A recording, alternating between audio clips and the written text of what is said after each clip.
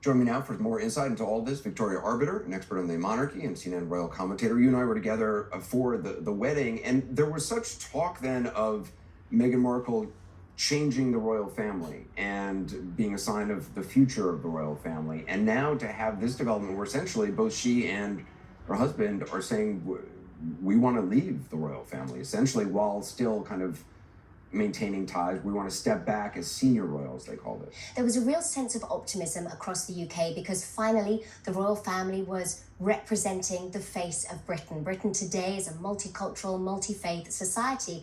And I think there was a real sense that the royal family had finally propelled into the 21st century. So to find ourselves at this point now is incredibly sad. And you have to wonder, at what point did this all go so horribly wrong? Now, Harry and Meghan were very vocal towards the end of last year about their struggles over the year. The press, of course, they played their part. But I think Meghan too, she was without question at the centre of the most controversial media. It didn't matter what she did. She was accused of funding terrorism because of the cookbook. There was an accusation that her favourite fruit, avocados, were causing problems. Right, there's been a racial undertone and frankly, not even an undertone, an overt racism in some of the coverage of Meghan Markle from the beginning, sort of linking her to gangs in Compton. I mean, how much of this has to do with racism in the coverage of them?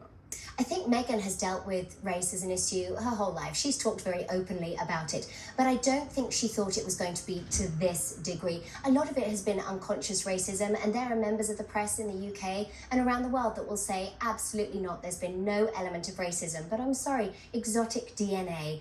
She was called vulgar when Kate was called ethereal for wearing off-the-shoulder dresses. There is no question race has played an issue. So what's happened this week has been very drastic. It's been quite a rash move.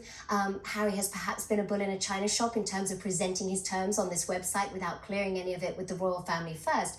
But I think they're saying enough is enough. So they just went ahead and announced this without the royal family sign off? So the royal family did know that there was going to be a shake-up and that Harry and Meghan were keen to spend some time in North America, but none of the finer details had been ironed out. And that's, I think, where Harry and Meghan slipped up this week. So this website came out with effectively 9 pages of details of, we're going to do this and this and this. None of that had been signed off on. So it now puts the royal family in an incredibly precarious position because they now need to negotiate this on a very public platform. It's also interesting because it just seems so hypocritical. The press has hounded Meghan Markle, much like, obviously there were allegations they hounded Princess Diana for years in many ways, and she perhaps played the press and used the press in her own way. She did, yes. In a much more maybe different way than Meghan Markle has. But they sort of hounded her and with racial overtones, and then now they're saying they're leaving, and now all of a sudden it's well, wait a minute, what are you talking about? Like, what you can't leave. Like, I think perhaps, Anderson, it's the way it's been handled this week. So, yes, on the one hand, what do you mean you're leaving? Because it's so unprecedented. No one's ever done this before.